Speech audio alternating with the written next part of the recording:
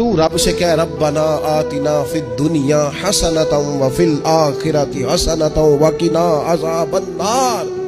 تو رب سے دنیا میں بھی حسنہ مانگ، بھلائی مانگ، تو آخرت کے لیے بھی بھلائی مانگ، تو اس سے عافیت کا سوال کر۔ تو نے یہ سوال کیوں کیا؟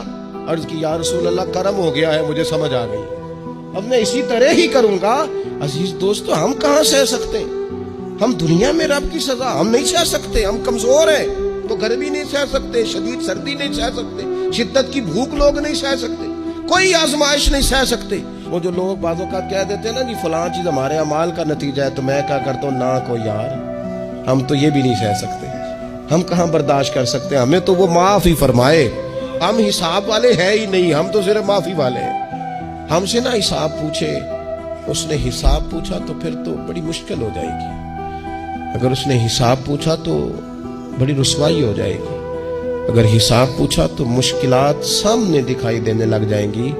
ہم سے تو وہ درگزر والا معاملہ کرے، ہم سے تو وہ کہے جا میں نے محبوب کے صدقے تجھے معاف کیا، جا تیرے لیے رحمت اور بخشش والا فیصلہ کیا۔ اللہ آسمانوں اور زمین کا نور ہے، اس کے نور کی مثال ایسی ہے کہ گویا ایک طاق ہے جس میں ایک چراغ ہے، اور چراغ ایک قندیل میں ہے، اور قندیل ایسی صاف شفاف ہے کہ گویا موتی کا سا چمکتا ہوا تارا ہے۔ اس میں ایک مبارک درخت کا تیل جلایا جاتا ہے، یعنی زیتون کا، کہ نہ مشرق کی طرف ہے نہ مغرب کی طرف۔ ایسا معلوم ہوتا ہے کہ اس کا تیل خواہ آگ اسے نہ بھی چھوئے جلنے کو تیار ہے۔ بڑی روشنی پر روشنی ہو رہی ہے۔ اللہ اپنے نور سے جس کو چاہتا ہے سیدھی راہ دکھاتا ہے، اور اللہ جو مثالیں بیان فرماتا ہے تو لوگوں کے سمجھانے کے لیے، اور اللہ ہر چیز سے واقف ہے۔ وہ قندیل ان گھروں میں ہے جن کے بارے میں اللہ نے ارشاد فرمایا ہے کہ بلند کیے جائیں اور وہاں اللہ کے نام کا ذکر کیا جائے، اور ان میں صبح و شام اس کی تسبیح کرتے۔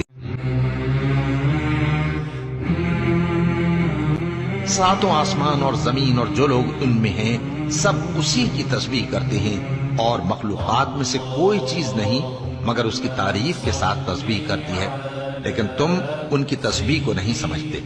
بے شک وہ بردبار ہے، غفار ہے۔ کیا تم نے نہیں دیکھا کہ جو لوگ آسمانوں اور زمین میں ہیں اللہ کی تسبیح کرتے رہتے ہیں، اور پر پھیلائے ہوئے پرندے بھی، اور سب اپنی نماز اور تسبیح کے طریقے سے واقف ہیں، اور رعد اور فرشتے سب اس کے خوف سے اس کی تسبیح و تحمید کرتے رہتے ہیں۔ اور جتنی مخلوقات آسمانوں اور زمین میں ہے، خوشی سے یا ناخوشی سے